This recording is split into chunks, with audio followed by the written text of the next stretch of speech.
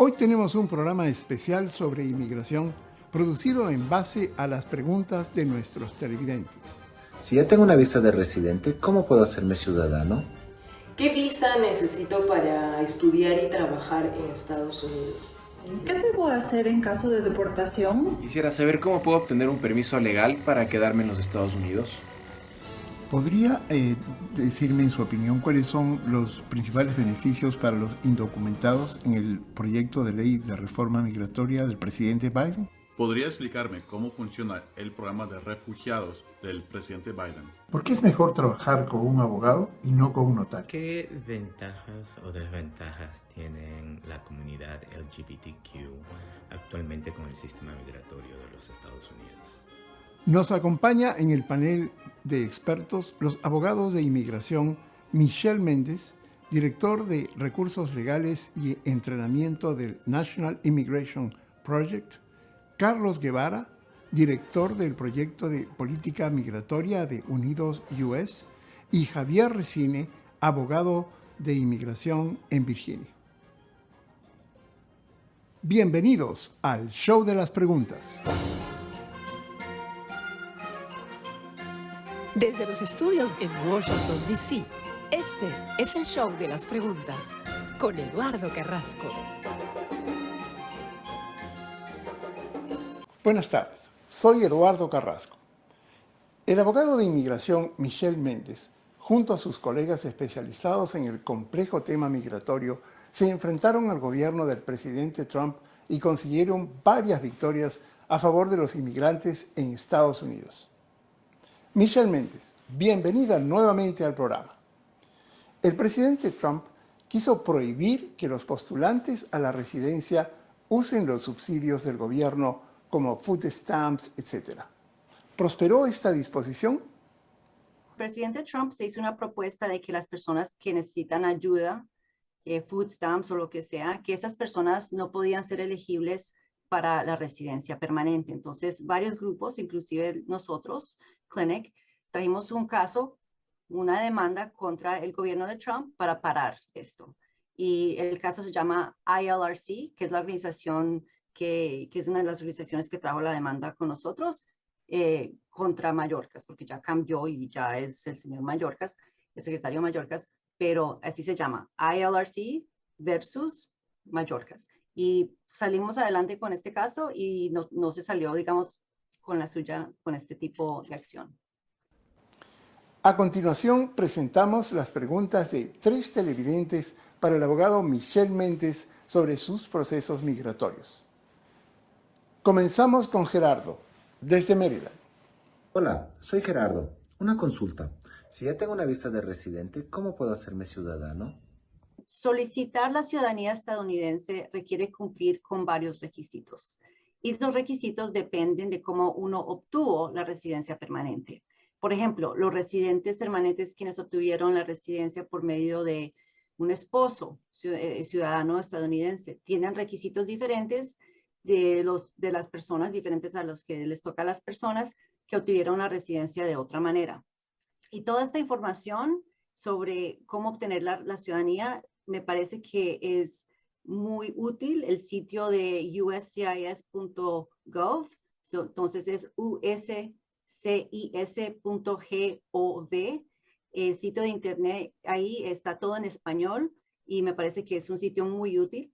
Y los pasos son los siguientes. Uno tiene que determinar si es elegible para la ciudadanía estadounidense. Como dije, hay varias maneras que uno puede ser elegible para hacerse residente. Entonces, depende de eso, uno puede ver si uno es elegible para la ciudadanía, porque los requisitos son diferentes. A continuación, tenemos una pregunta de Miriam. Hola, mi nombre es Miriam y mi pregunta es la siguiente.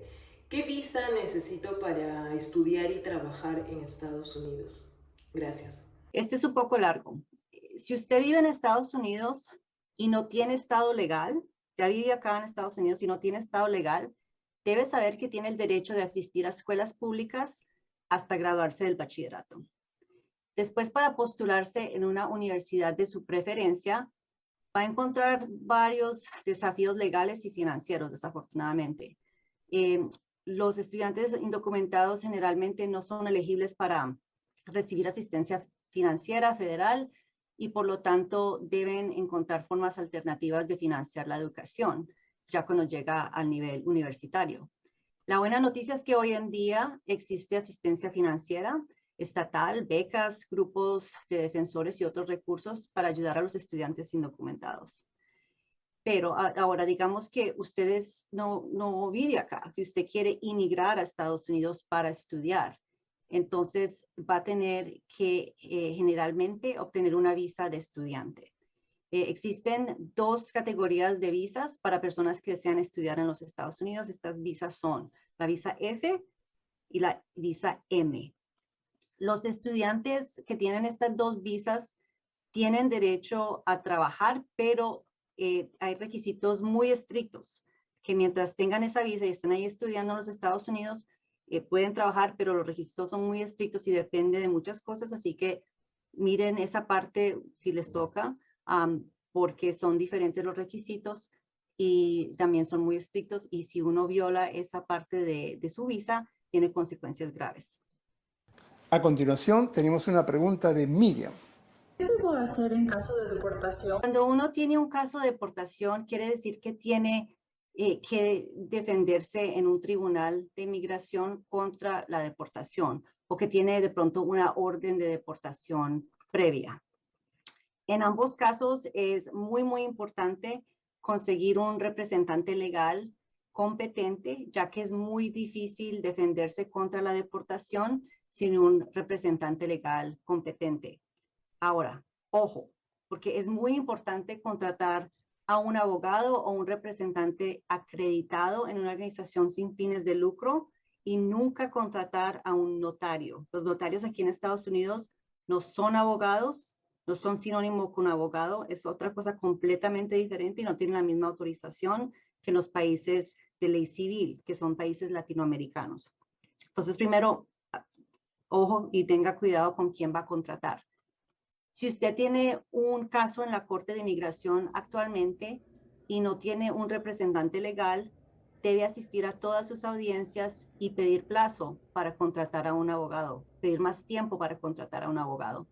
Si usted no sabe si tiene una orden de deportación previa y tiene su número de identificación de inmigración, que es conocido como el número A porque comienza con la letra A, usted puede llamar al número 1-800-898-7178, otra vez, y seleccionar últimamente la opción número 3. Eso le puede decir si usted tiene una orden de deportación previa. También puede pedir su archivo de inmigración bajo la Ley de Libertad de Información. Eso es conocida como el Freedom of Information Act en inglés, o FOIA, en sus siglas en inglés. Y ahí, gratuitamente, usted puede pedir su archivo por medio de este formulario, por medio del bajo la ley de FOIA. Y si tiene una orden de deportación previa, usted va a tener que tener mucho cuidado porque corre el riesgo de ser detenido en cualquier momento por los agentes de inmigración y ser deportado sin tener la oportunidad de primero ver a un juez. No puede ver al juez, sino que lo deportan de inmediato y van a seguir por medio de esa orden de deportación previa. Así que consulte con un representante legal competente sobre la opción de tratar de reabrir su caso si tiene una orden de deportación previa. Muchas gracias por sus explicaciones y ayudarnos a entender este problema, Michelle Méndez. Esperamos tenerla nuevamente en el programa.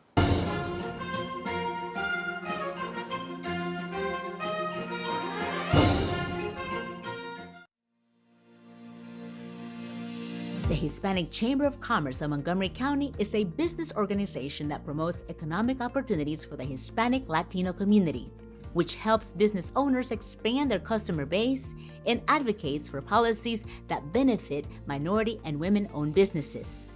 Join today at hccmc.org. The Hispanic Chamber of Commerce of Montgomery County, tu cámara.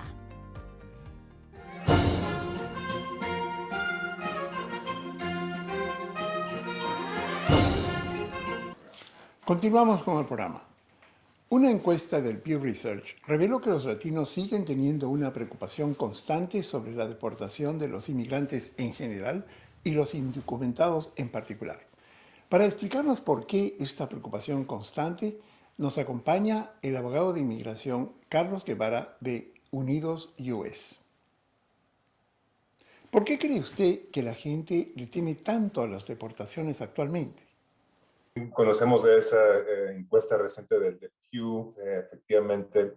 Le ofrezco como 3 ideas, creo que pueden ayudar a explicar este concepto. La primera es que la inmigración es algo sumamente personal para los latinos. Tomamos en cuenta que 8 de cada 10 latinos son ciudadanos americanos y el 9º va camino a ser ciudadano, ya sea residente o tiene un tipo de estatus temporal. Sin embargo, sabemos, y lo vemos también en nuestras propias encuestas, que la mayoría de los hispanos en este país conocen a alguien que es indocumentado, quizás porque es parte de su familia, y por lo mismo es un tema bien personal y lo sigue siendo. Asimismo, también tomemos en cuenta que alrededor de 6 millones jóvenes y niños ciudadanos americanos tienen por lo menos un papá o un ser querido con quien viven que es indocumentado. Así que es algo bien personal. A veces pensamos que el inmigrante vive aparte de una burbuja, pero no es lo correcto. Obviamente sabemos que son partes fundamentales en sus familias, en sus comunidades, y por eso mismo es algo que pega bien fuerte. A la misma vez, sabemos que las reformas, los cambios, pueden tomar un tiempo, ¿verdad?, para realizarse. De lo que hemos vivido en los últimos 5 años, en particular los ataques anti-inmigrantes que se han realizado en este país, toman más de un año para cambiar, por más que buenas que sean las políticas. Y lo vemos también en nuestras encuestas y nuestra interacción con la comunidad, que todavía hay preocupaciones, confusión sobre cuáles han sido los cambios, que si efectivamente han cambiado las cosas.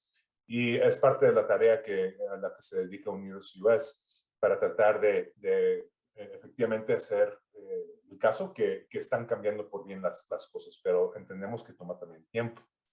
Y por último, pues seguimos viendo que los ataques ahorita con esas campañas y todo eso de la política vuelven de nuevo, así que en realidad estamos viendo un ambiente que es más allá de los 4 años, que pues hay que luchar contra él, pero también está presente todavía y de nuevo, y esperamos que eso cambie, pero sin embargo, en estos momentos de campaña se espera que pues de nuevo los ataques contra el inmigrante en los medios sigan. ¿Han cambiado las políticas de deportación con el presidente Biden? Nos agrada mucho es que la administración de Biden sí efectivamente arrancó con unos planes bien ambiciosos en cuanto se refiere a este tema de inmigración. Efectivamente hemos visto medidas muy importantes, principalmente para parar, frenar, echar para atrás las políticas más dañinas de la administración del presidente Trump anti-inmigrantes. Vemos entonces, por ejemplo, casos, 3 ejemplos que le doy. El tema del TPS para los venezolanos, que tanto hablar a través de los últimos 3 años de hacerlo o no hacerlo, entre el presidente Biden se otorga el TPS. También en cuanto a políticas del cargo público que confunden o hacen más complicado el proceso de aplicar para una tarjeta verde, una green card, también se ha frenado. Y por último, también tratar de poner más orden en el sistema de migración en cuanto a dónde se van a usar los recursos de deportación, arrestos, en realidad que se usen en donde merecen, es decir, donde los casos meritan, y no en casos donde gente que está viviendo en estos países, en este país por mucho tiempo con familias y todo eso. Sin embargo, lo último es, nos queda mucho por hacer todavía, y es muy diferente tener una política, un plan de frenar, parar lo malo de la administración previa, pero también una visión positiva a cómo, por ejemplo, se va a dar el paso a la ciudadanía o cómo el presidente va a usar sus propias herramientas para proteger a gente en estos momentos. Y eso es lo que estamos luchando ahorita, lo que estamos esperando ver del presidente, y esperemos que se dé una política más positiva, diremos, ya propia del presidente para proteger a los inmigrantes. Tenemos una pregunta de un televidente indocumentado sobre este tema. Hola, soy Nicolás y quisiera saber cómo puedo obtener un permiso legal para quedarme en los Estados Unidos. Esta es una pregunta. Yo comencé en este trabajo como abogado de inmigración y me acuerdo, es una pregunta bien frecuente que me hacían los clientes. Quiero dejarlo bien claro. Fríamente, la realidad bajo nuestras leyes es que no hay, es decir, una línea o un lugar donde me puedo colocar a esperar para mi turno. Ya yo independientemente, buscando una tarjeta verde o una green card, una residencia, en nuestros países generalmente hay 3 vías bajo la cual uno puede solicitar la tarjeta verde, la green card, y todas requieren por lo general un tipo de enlace a este país, por lo general familia, es decir, si uno tiene un familiar que es ciudadano o residente, posiblemente puede aplicar a través de ellos, a través de una petición familiar. Asimismo, a través de un contrato laboral, el empleador buscando trabajadores bajo ciertos criterios, si puede mostrar que el trabajador viene a ayudar con cierta escasez de trabajos en ciertas industrias. Y por último, diremos que hay una vía humanitaria. Quizás la gente reconoce el tema del asilo político, el TPS y tipos de ese alivio. Sin embargo, son cuestiones bien técnicas y a veces complicadas. Si la gente busca luego, mira, soy elegible para el asilo o qué puedo hacer, recomiendo altamente que busquen la ayuda de un abogado calificado en su área para que se aseseren y tengan la mejor información para seguir adelante en sus casos particulares. ¿Existe alguna esperanza de que haya una reforma migratoria con este gobierno? No pierdo la fe y vamos a seguir luchando. Por eso es que existen organizaciones como Unidos US. Sabemos que el año pasado ha habido esfuerzos de ligar, se me hace justamente, los planes de recuperación, las legislaciones de alivio contra la pandemia y el papel importante que los trabajadores inmigrantes esenciales han tenido en nuestra recuperación como país y, por ende, otorgarles un tipo de alivio, un estatus legal. Ahorita, francamente, les digo que ahorita ese proceso está un poquito parado, estamos luchando para que se vuelva a iniciar, pero también cabe mencionar, escribimos recientemente una carta al presidente Biden, nosotros junto con otras organizaciones latinas de derechos civiles, urgiendo que el presidente, si el Congreso no le brinda un paquete que él pueda firmar para darle la ciudadanía a las personas, que él use todas las herramientas que él ya tiene como presidente para por lo menos proteger a las personas de la deportación, darles la oportunidad de vivir en paz y trabajar en paz en este país. Y es lo que estamos buscando este año, que se haga algo para nuestras comunidades y si no es la legislación, que por lo menos el presidente Biden actúe para proteger en lo que luchamos para él. Cuando volvamos, la conversación con el abogado Javier Resine sobre la reforma migratoria y otros consejos para los inmigrantes actualmente.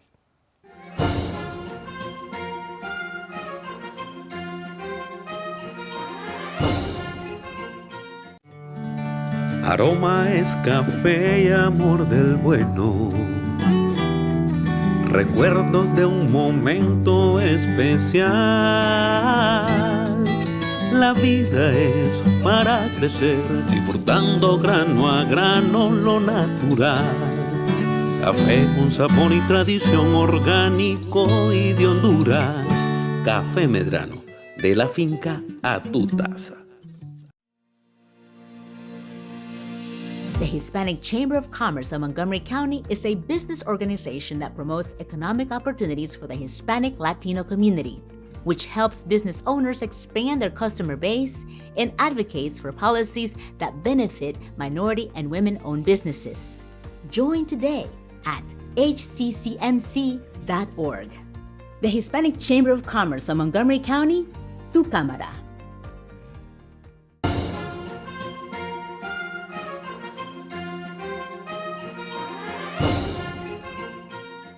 Continuamos con el programa. Como nos recordó el abogado Carlos Guevara, el gobierno del presidente Biden le prometió a la comunidad latina durante su campaña presidencial una reforma de la ley de inmigración en Estados Unidos. Javier Resime, abogado de inmigración de Virginia, nos explica de qué se trata el proyecto de ley de Biden y responde a las preguntas de 4 televidentes sobre sus trámites migratorios. Buenas tardes. ¿Podría decirme, en su opinión, cuáles son los principales beneficios para los indocumentados en el proyecto de ley de reforma migratoria del presidente Biden? Sí, buenas tardes. Sí, esta propuesta de reforma es muy buena, o sea, da protección a muchas personas que no tienen estatus legal. Más que nada darían un estatus legal a una cantidad enorme de toda la gente que están presente aquí sin documentos. También daría un camino acelerado, apurado hacia la residencia para los que tienen TPS o DACA. Pero hay un montón de cambios, o sea, también elimina el castigo de 3 y 10 años para la gente que están sin estatus legal, pero que quizás de repente tienen un familiar legal o un empleador, un patrocinador que quiere ayudar, quiere someter una petición de residencia, pero no puede. También sube la cantidad de visas U para la gente que han sido víctimas de ciertos delitos y que han cooperado con la policía. Eso va subiendo de 10,000 visas al año a 50,000 visas al año. También elimina un obstáculo muy grande, o sea, una barrera para los que querían pedir asilo, que normalmente tienen que presentar la solicitud dentro de un año de haber entrado a los Estados Unidos. Entonces, la reforma también, bajo la propuesta, quitarían esta restricción. Entonces, es buenísima y ojalá hay que esperar ahora a ver si va a pasar el Congreso. El tema de los refugiados ha tenido modificaciones importantes con el gobierno del presidente Biden. Tenemos una pregunta al respecto. ¿Podría explicarme cómo funciona el programa de refugiados del presidente Biden? Sí, básicamente para los que piden asilo hay que someter una aplicación a inmigración y el proceso es diferente dependiendo de cómo uno entró al país, si entró con visa, si se venció la visa, si está llegando como en la frontera. Pero más que nada, lo importante es saber ahora que sí, el presidente Biden ha aumentado el cupo, o sea, hay cada año un límite de los refugiados que pueden entrar a los Estados Unidos y bajo Trump había bajado a 15,000 al año para 2020 y ahora Biden ha anunciado que lo van a subir de nuevo a 125,000. Eso más que nada es para refugiados, o sea, que vienen de otros países ya después de haber pasado por un proceso con las Naciones Unidas. Para la gente que no han procesado nada afuera, pero nomás que se presentan en la frontera, hay que notar que la mayoría todavía están siendo expulsados, pero hicieron una excepción para menores de edad que llegan sin adultos. O sea, si llega un menor de edad antes bajo Trump, sí, igual quedaban expulsados. Ahora bajo la administración de Biden sí están recibiendo estos menores. Tratando de ponerlos en unos albergues, de dejarlos salir con un adulto, un familiar responsable y procesando las demandas de ellos. Pero básicamente un adulto que llega a la frontera puede intentar de presentar una solicitud de asilo si no queda rechazado por la política que hay por COVID. Pero pasa con un oficial de asilo para determinar si tiene miedo de regresar a su país, si hay un caso legítimo y de ahí le dan una oportunidad de presentar el caso a un juez de inmigración. Ocurre que en la comunidad latina a veces los inmigrantes trabajan con un notario para hacer sus trámites migratorios, pero cuando se trata de inmigración, esa decisión puede costarle la deportación a un inmigrante. Para explicarnos por qué, Mario tiene una pregunta al respecto. ¿Por qué es mejor trabajar con un abogado y no con un notario? Bueno, la verdad es que notarios sí muchas veces ayudan con muchas cosas, o sea, de traducir documentos y hacer muchas cosas. Lo importante saber es que un notario aquí en los Estados Unidos no significa lo mismo que un notario en otros países, ¿no? O sea, en mi país, por ejemplo, en Francia, un notario Igual a un abogado tiene que ir a estudiar en la facultad de leyes, o sea, en la universidad, y después de ciertos años le dan un título, ¿no? Aquí no es así, o sea, un notario en los Estados Unidos no tiene que haber ido a estudiar leyes, no tiene que tener un título, la verdad, de universidad, ni, bueno, la verdad, ni de secundaria. Entonces, eso es importante saberlo, ¿no? Porque si uno va a hacer un trámite legal, además si es un trámite legal complicado, es mejor tener acceso y aprovechar de los servicios de un abogado que ha estudiado leyes. Porque muchas veces un notario sí le puede llenar un formulario de inmigración, pero no le va a decir si califica y si es buena idea someter el formulario. Muchas veces uno por ahorrar dinero, y sé que a veces es muy gastoso, es muy caro usar los servicios de un abogado, ¿no? Pero a veces por ahorrar dinero la gente somete aplicaciones que se llenan por un notario y quedan bien perjudicados porque ahí inmigración se les puede negar el beneficio porque no calificaban y meterles en un proceso de deportación. O sea, hay que tener mucho cuidado, ¿no? Y ser consciente de que sí, los notarios pueden ayudar con muchas cosas, pero hay que tener mucho cuidado si uno está buscando asesoría legal para saber si califica por un beneficio. Es muy recomendable hablar con un abogado. Finalmente, tenemos una pregunta sobre la ley de inmigración. Adelante, Ricardo, con su pregunta. ¿Qué ventajas o desventajas tienen la comunidad LGBTQ actualmente con el sistema migratorio de los Estados Unidos? Bueno, bajo el sistema que tenemos ahora sí están reconociendo peticiones familiares, por ejemplo, de matrimonios en esta comunidad.